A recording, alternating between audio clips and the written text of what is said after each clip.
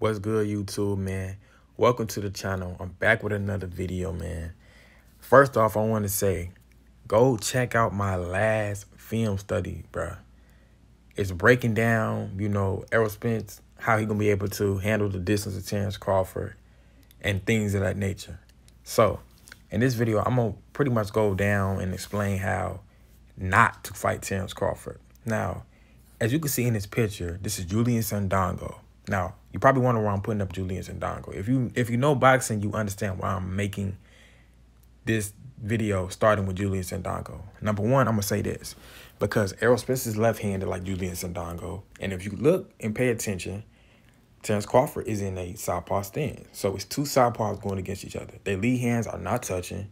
And that's very important because a lot of people think that, the lead hands are going to be a factor. Now, if Terence Crawford is going to be in a southpaw stance, the lead hands won't be a factor. But the title of this video and the importance of this video is how not to fight Terence Crawford, okay? Now, what I noticed about a lot of Terence Crawford opponents, including Julian Sandongo, is they don't know how to deal with him creating distance. Julian Sandongo is a perfect example of that. You see what he's doing. In this fight, he was trying to neglect distance completely and just throw shots from wherever he was at. And that's why you see him off balance so much. He was throwing punches coming from the ceiling trying to hit Crawford. Like, you never going to hit nobody like that. I could dodge all that. You know what I'm saying? So, him trying to do that really set him up to get counterpunched. Now, I broke down in my last video how Errol Spence only goes off balance temporarily when he knows he can touch you already. So when he knows he can pinpoint a shot, he sets it up with his jab. He sets it up with foot movement, like foot feints and, head feints and things like that. He don't just rush in. He don't just throw punches. Now, people who have rushed in against Terence Crawford, who just follow him around the ring and didn't cut the ring off, like we know Errol Spence can do, cut the ring off. John Molina, watch the John Molina fight. John Molina just followed him around the ring and 8 punches the whole fight. Come on, I could have did that. Sean Porter, I think he did good, but he got emotional, like his father told him not to do, and he started rushing in, and he got put down. Amir Khan rushes in, and Amir Khan rushes in against pretty much everybody, but Amir Khan rushed in against Crawford. Even though Terence Crawford didn't knock him out, but Amir Khan rushed in against Crawford. That's just a couple examples. Now, I've never seen Errol Spence rush in against anybody, Okay, so here we go. You see it right here. You see the little feints and the little foot feints and head feints and like subtle little movement that he's using before he, sets up his jab to close that distance. I'm going to show an example of how Julian Sandongo kind of froze Crawford up with punching, but this, you can clearly see Spence doing it. Feint, feint. He's setting it up. He's not trying to take his head off. He's not trying to throw unbalanced shots. He's just real composed in there.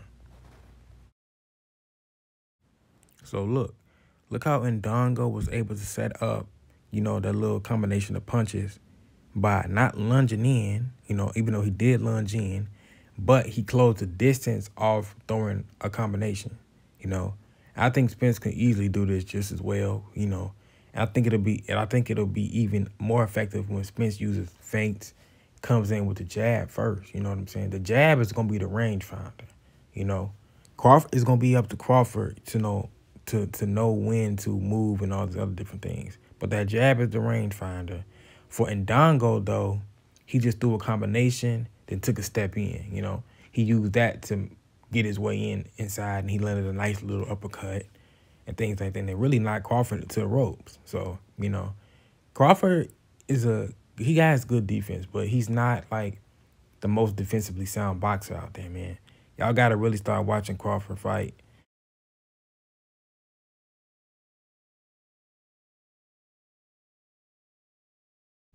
So notice when Ndongo threw his flurry, he got the uppercut in, and Crawford bounced into the ropes, and then he circled around,